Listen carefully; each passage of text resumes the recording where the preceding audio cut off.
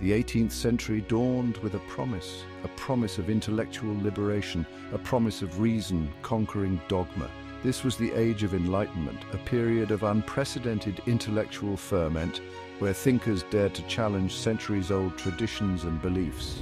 The movement, born in the coffee houses and salons of Europe, championed reason as the ultimate guide to human conduct and societal progress. It questioned the authority of the Church, advocated for the separation of powers, and ignited a passion for individual liberty. Thinkers like John Locke, Jean-Jacques Rousseau and Immanuel Kant became the torchbearers of this new era, their ideas spreading like wildfire across continents. They argued for a society free from the shackles of tradition, a society where individuals were empowered to think for themselves and determine their own destinies. This call for freedom resonated deeply with the masses. The Enlightenment's emphasis on individual autonomy challenged the existing social order, particularly the hierarchical structures that had long defined power dynamics. The allure of shaping one's own life free from the dictates of tradition and religious authority proved irresistible. It was a heady cocktail of ideas promising liberation and progress. However, like a ship sailing into uncharted waters, the Enlightenment, despite its noble intentions, carried within its hull the seeds of unforeseen consequences.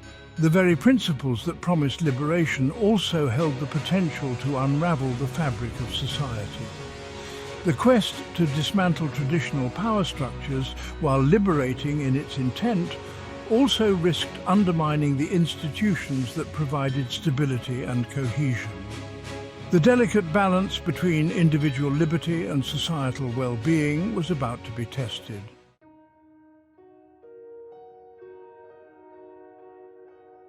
The family, the bedrock of society, was among the first institutions to feel the tremors of this seismic shift in thought. The Enlightenment's emphasis on individual autonomy had profound implications for marriage, which had long been viewed through the lens of duty, tradition, and social obligation. As individuals became increasingly empowered to pursue their own happiness and fulfillment, the traditional bonds of marriage began to fray. The idea of marrying for love, rather than for economic or social expediency, gained traction, challenging the established order. This shift in perspective had far-reaching consequences. Divorce, once a rare occurrence, became increasingly common as individuals felt empowered to dissolve unhappy unions. The traditional family structure, with the father as the unquestioned head of the household, began to crumble as women, inspired by the Enlightenment's emphasis on equality, began to demand greater autonomy and rights. The very definition of marriage, once considered sacrosanct, was called into question.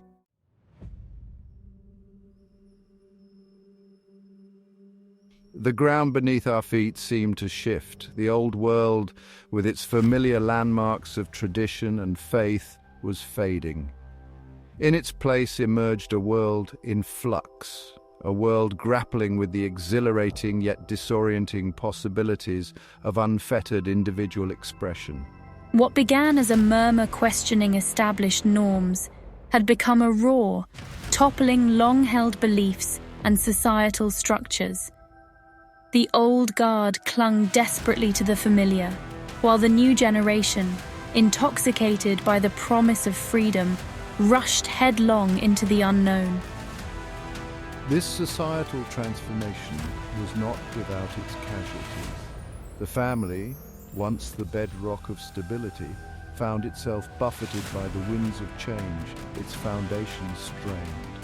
The traditional roles of men and women, once clearly defined, dissolved into ambiguity, leaving many feeling lost and uncertain. The moral compass that had guided generations seemed to spin wildly, its needle unable to settle on a fixed point.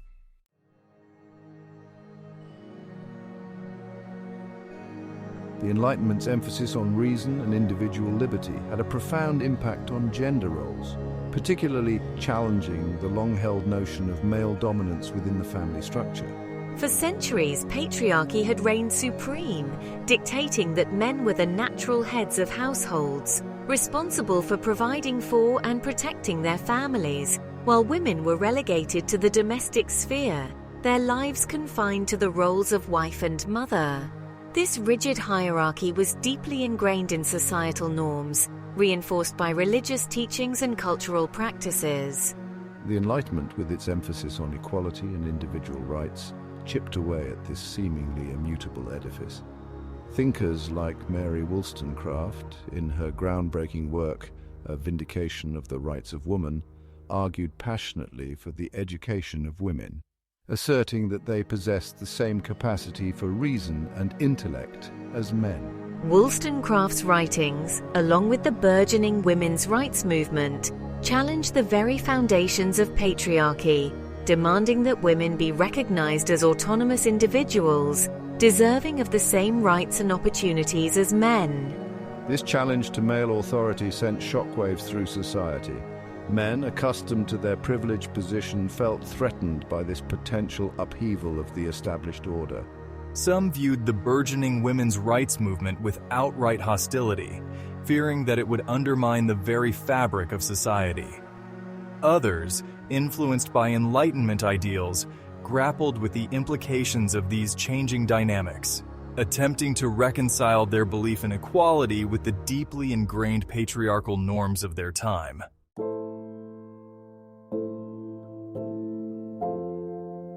The institution of marriage, once primarily an economic and social contract, found itself at a crossroads. The Enlightenment's emphasis on individual happiness and fulfillment challenged the traditional notion of marriage as a duty, an arrangement often devoid of personal choice, particularly for women. The idea of marrying for love, a radical concept in an era where marriages were often arranged for social or financial gain, began to take root. This shift in perspective had a profound impact on how relationships were viewed. The romantic ideal, fueled by the works of Enlightenment writers and poets, emphasized emotional connection and personal fulfillment as essential components of a successful marriage. This new emphasis on love, while liberating in many ways, also introduced a new layer of complexity to romantic relationships. Marriages were no longer solely about duty and societal expectations. They were now also expected to be a source of personal happiness and emotional fulfillment. However, the pursuit of love, while a powerful and intoxicating force, was not without its challenges. The high expectations placed on marriage, coupled with the growing acceptance of divorce, meant that relationships became increasingly fragile. The very freedom that allowed individuals to choose their partners also made it easier for them to leave those relationships when they failed to meet their expectations. The stability of marriage, once assured by societal pressure and religious doctrine, was now contingent upon the ever-shifting sands of love and personal fulfillment.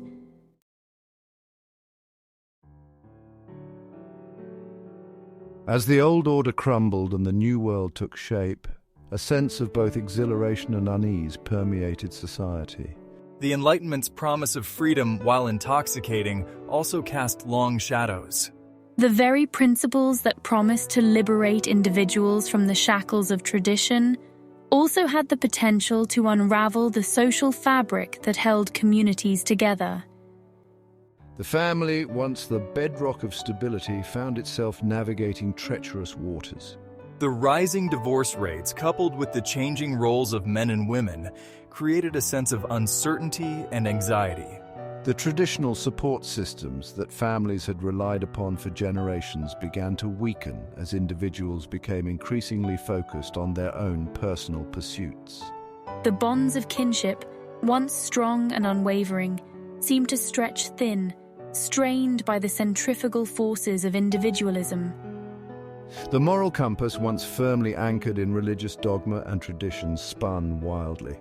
With the decline of religious authority, individuals were left to grapple with moral dilemmas without the guidance of long-held beliefs and societal norms. The old certainties were gone, replaced by a bewildering array of choices and consequences. The pursuit of happiness, once seen as inextricably linked to virtue and duty, became increasingly detached from traditional moral constraints.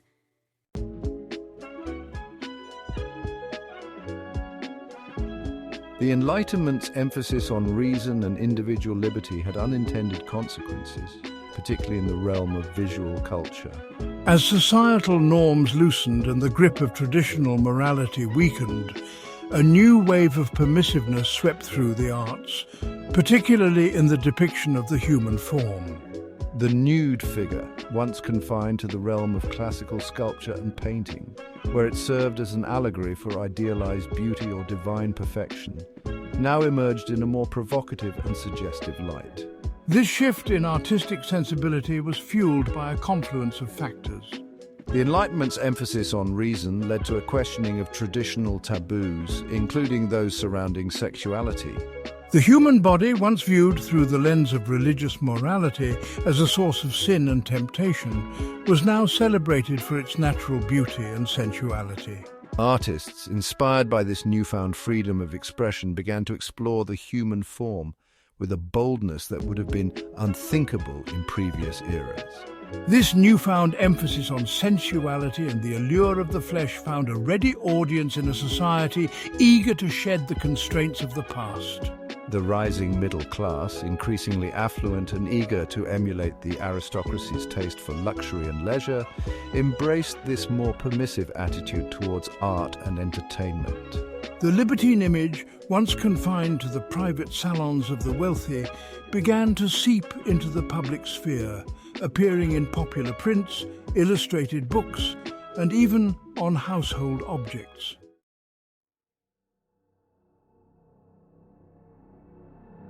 The proliferation of these images, often imbued with an undeniable erotic charge, had a profound impact on societal mores.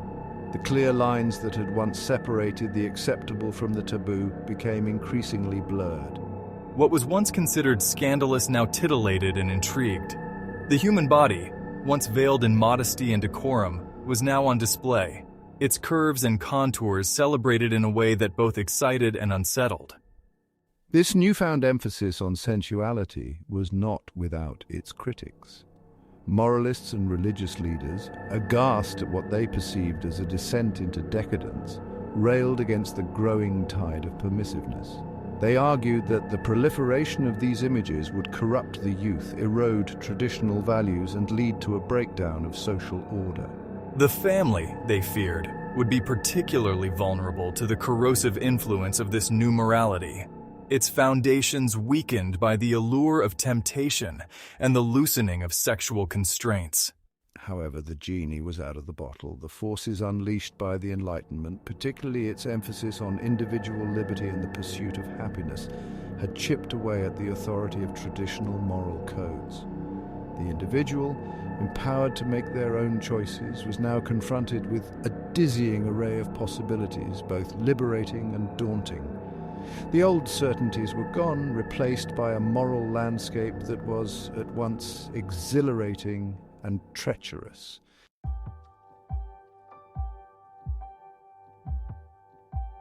The printing press, that engine of the Enlightenment, played a pivotal role in disseminating these images far and wide.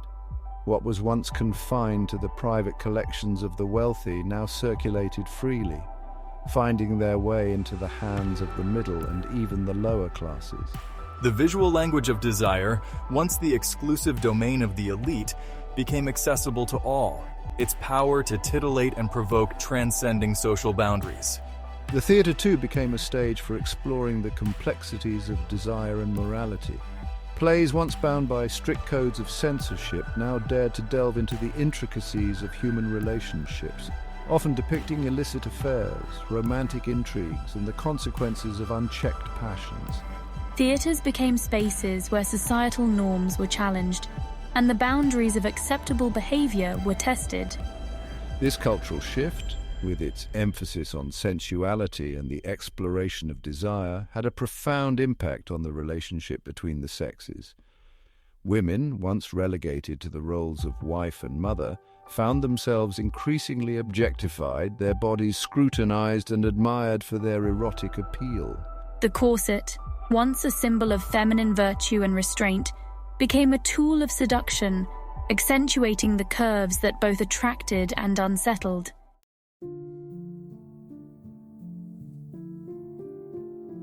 The Enlightenment's emphasis on reason and empirical observation had a profound impact on the natural sciences, culminating in Charles Darwin's groundbreaking theory of evolution by natural selection. Darwin's On the Origin of Species, published in 1859, sent shockwaves through the intellectual world, challenging long-held beliefs about the creation and nature of humanity. Darwin's theory, with its emphasis on the struggle for survival and the gradual adaptation of species to their environment, provided a compelling alternative to the biblical account of creation, which posited a divine creator and a fixed order in the natural world. The implications of Darwin's theory extended far beyond the realm of biology. If humans were not, as previously believed, created in the image of God, but were instead the product of a long and often brutal process of natural selection, what did this mean for our understanding of morality, purpose, and our place in the universe? Darwin's work, while a triumph of scientific inquiry, also opened a Pandora's box of philosophical and theological questions that continue to be debated to this day. The notion that humans were merely highly evolved animals, subject to the same primal urges and instincts as other creatures, proved deeply unsettling to many. It challenged the idea of human exceptionalism, the belief that humans occupied a privileged position in the natural order, endowed with a soul and a divine purpose. Darwin's theory suggested that morality, rather than being absolute and divinely ordained, was instead a product of evolution, shaped by the forces of natural selection to promote survival and reproduction. This had profound implications for traditional notions of right and wrong, which had long been grounded in religious teachings and a belief in the inherent dignity of human life.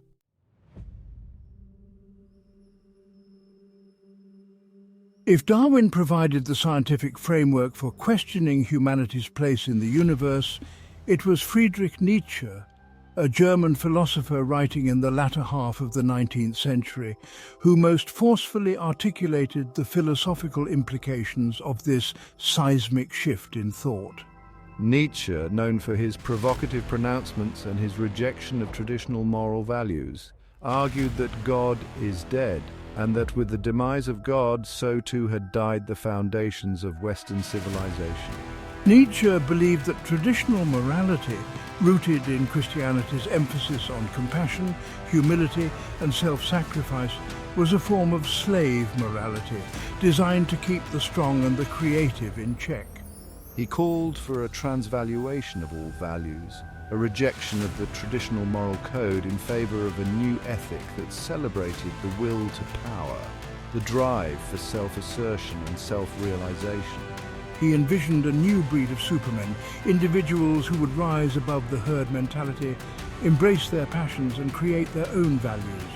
Nietzsche's ideas, while often misunderstood and misappropriated, resonated deeply with those who felt stifled by the constraints of traditional morality and the perceived hypocrisy of Victorian society. His call for radical individualism and the embrace of life's inherent chaos provided a seductive alternative to the perceived sterility and repression of the prevailing social order. His writings, while often dense and challenging, offered a heady brew of ideas that both exhilarated and unsettled, challenging readers to confront the abyss and create their own meaning in a world without God. Nietzsche's emphasis on the will to power, while often interpreted as a celebration of brute force, was more nuanced than often portrayed. He saw the will to power as a fundamental life force, an instinct for growth, creativity, and self-overcoming. He believed that this drive, when channeled constructively, could lead to great achievements in art, philosophy, and all realms of human endeavor. However, he also recognized the potential dangers of this drive, particularly when it manifested as a lust for domination and control over others.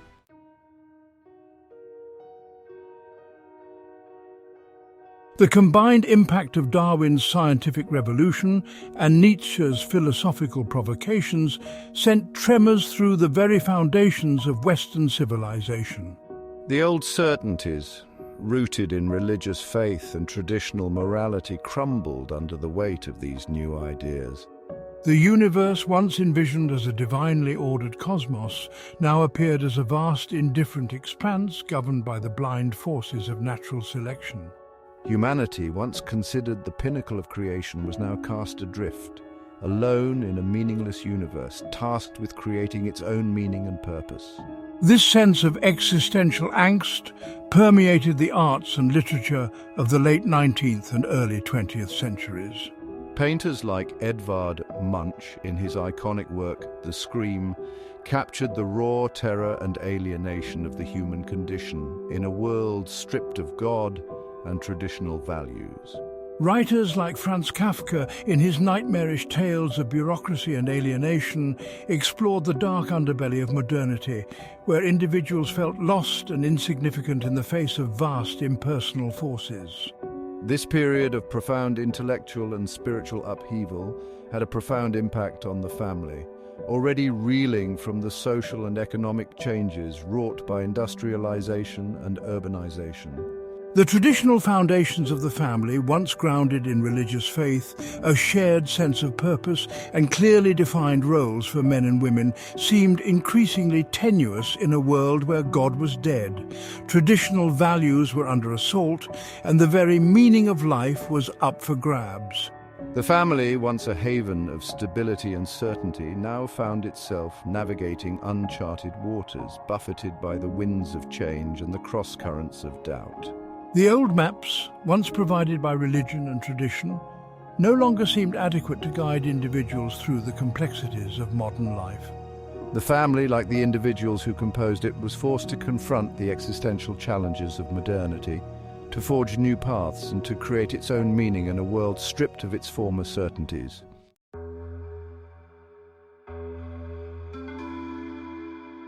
With the traditional moral compass spinning wildly, and the comforting yet constraining hand of religious dogma loosening its grip, the individual found themselves adrift in a sea of unprecedented freedom. This newfound liberty, while exhilarating, also proved to be a double-edged sword. Freed from the shackles of tradition and the judgment of a higher power, individuals were now free to pursue their own desires, to indulge their appetites, and to define their own moral code. This pursuit of personal gratification, however, often came at a cost. The allure of instant gratification, fueled by the burgeoning consumer culture, proved difficult to resist. The Industrial Revolution, while bringing about unprecedented material progress, also fostered a culture of consumption where happiness was increasingly equated with the acquisition of goods and experiences. Advertising, a new and powerful force in this era, played a pivotal role in shaping desires and creating needs, often appealing to the baser instincts of human nature. This emphasis on instant gratification had a profound impact on personal relationships. The pursuit of pleasure, once tempered by societal expectations and religious prohibitions, became increasingly detached from traditional notions of commitment, responsibility, and self-restraint. Casual relationships, once frowned upon, became increasingly common, particularly in urban centers where anonymity provided cover for those seeking fleeting encounters. The bonds of marriage, once considered sacred and unbreakable, seemed increasingly fragile in the face of temptation and the allure of novelty. This shift towards a more hedonistic lifestyle was not without its consequences. The pursuit of pleasure, when divorced from a larger sense of purpose and meaning, often led to emptiness and disillusionment. The fleeting highs of indulgence often gave way to the nagging realization that true fulfillment could not be found in the pursuit of fleeting pleasures. The human heart, wired for connection and purpose, found little solace in the shallow waters of self-indulgence.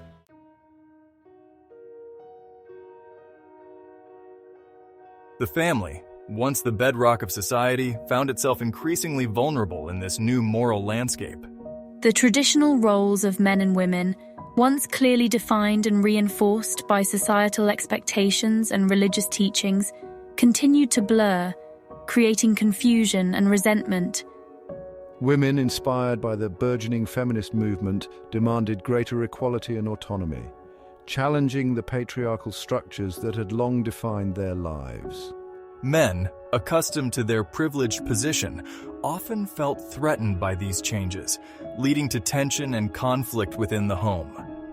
The rise of divorce, once a rare occurrence, became increasingly commonplace, leaving a trail of broken families and emotional scars in its wake.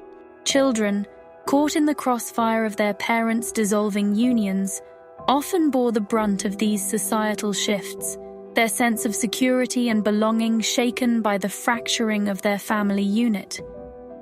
The emotional toll on these children was often profound, leading to feelings of abandonment, insecurity, and anger. The traditional support systems that families had once relied upon, extended family, close-knit communities, and religious institutions weakened in the face of urbanization and the increasing mobility of the workforce. Individuals, often uprooted from their traditional communities and thrust into anonymous urban centers, found themselves increasingly isolated, lacking the social safety net that had once provided support and guidance. The family, once a bulwark against the uncertainties of life, now found itself adrift, struggling to maintain its equilibrium in a world where the old rules no longer seemed to apply. This fragmentation of the family had far-reaching societal implications. The decline of the traditional family structure, with its emphasis on commitment, responsibility, and the nurturing of children, contributed to a sense of social unraveling. Crime rates, particularly among young people lacking stable home environments, rose steadily. The social fabric, once woven tightly together by the threads of family and community, began to fray, leaving individuals feeling increasingly isolated and alienated.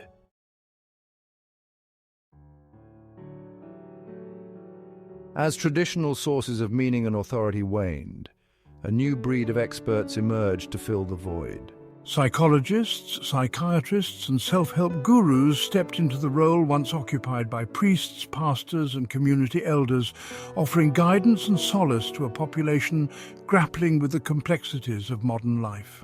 The rise of the therapeutic culture, with its emphasis on self-exploration, emotional expression, and the pursuit of personal fulfillment, reflected a profound shift in how individuals sought meaning and happiness. Freud's groundbreaking work on the unconscious mind, while controversial, had a profound impact on 20th century thought, popularizing the notion that our thoughts, feelings, and behaviors are often driven by hidden impulses and unresolved childhood traumas. This emphasis on psychological introspection led to a surge in interest in therapy as individuals sought to understand and overcome their inner demons. The therapeutic culture, while offering valuable insights into the human psyche, also contributed to the growing individualization of society. The emphasis on personal fulfillment and the exploration of one's own needs and desires, while empowering in many ways, also had the potential to foster narcissism and a sense of entitlement. The pursuit of happiness, once seen as inextricably linked to duty, responsibility, and a sense of belonging to something larger than oneself, became increasingly detached from these traditional moorings. This shift towards a more therapeutic worldview had a profound impact on the family. The traditional family structure, with its emphasis on duty, sacrifice, and the subordination of individual needs to the well-being of the collective, came under scrutiny.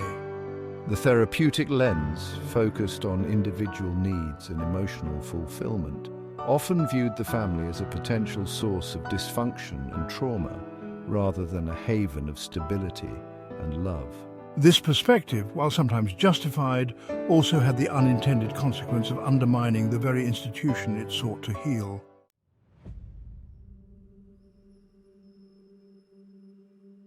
The journey we have undertaken, spanning 3 centuries of intellectual and cultural upheaval, has brought us face to face with a sobering truth. The pursuit of freedom, while a noble and necessary aspiration, is not without its perils. The Enlightenment, with its emphasis on reason, individual liberty, and the questioning of tradition, unleashed forces that profoundly reshaped the Western world, both for good and for ill. It toppled tyrants, shattered old dogmas, and ignited a passion for knowledge and progress that continues to illuminate our world. Yet it also sowed the seeds of its own undoing, weakening the very foundations of society and leaving individuals adrift in a sea of uncertainty and doubt. The family, once the bedrock of civilization, has borne the brunt of this seismic shift in values.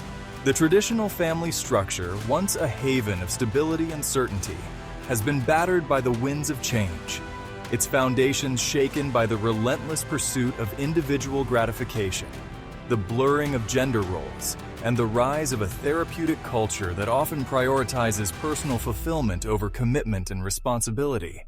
The consequences of this societal transformation are all around us. Soaring divorce rates, a rise in single-parent households, an epidemic of loneliness and isolation, and a growing sense of anomie, particularly among young people adrift in a world stripped of its former certainties. The sexual revolution, often hailed as a triumph of liberation, has left a trail of broken hearts, shattered families, and a generation struggling to navigate the complexities of intimacy in a world saturated with casual encounters and fleeting connections. The proliferation of pornography, fueled by the internet and a culture that increasingly commodifies sex, has desensitized many to the sacredness of human sexuality, reducing it to a mere transaction devoid of love, commitment, or respect. The consequences of this detachment from traditional moral constraints are profound, leading to a coarsening of culture, a decline in civility, and a growing sense of cynicism and despair.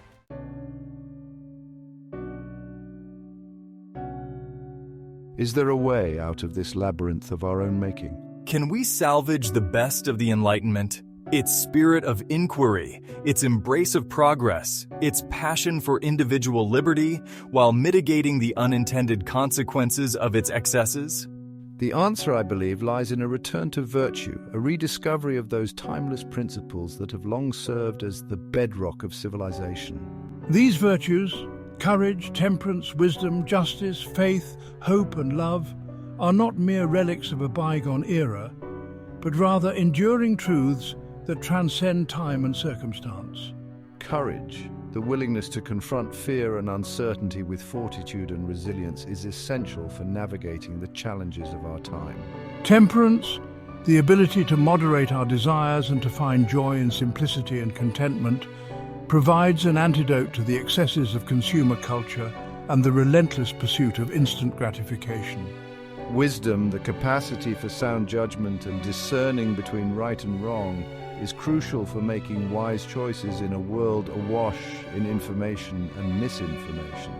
Justice, the commitment to fairness, equity, and the rule of law, is essential for creating a society where all individuals have the opportunity to flourish. Faith, the belief in something larger than ourselves, whether it be God, a higher purpose, or the inherent goodness of humanity, provides a sense of meaning and belonging in a world that often feels cold and indifferent. Hope, the unwavering belief that things can and will get better, fuels our efforts to create a better future for ourselves and generations to come. And love, the greatest of all virtues, binds us together, reminding us that we are not alone in this journey, that we are all connected, and that our actions have ripple effects that extend far beyond our immediate sphere of influence. The path forward is clear, though not easy. It requires a conscious effort to resist the siren call of self-indulgence, to embrace the virtues that have long sustained civilization, and to rebuild the institutions, families, communities, places of worship that provide meaning, purpose, and a sense of belonging. The time for complacency is over. The future of our civilization, indeed the future of humanity itself, depends on our willingness to heed the lessons of the past, to learn from our mistakes, and to chart a new course grounded in wisdom, virtue, and a deep and abiding love for one another.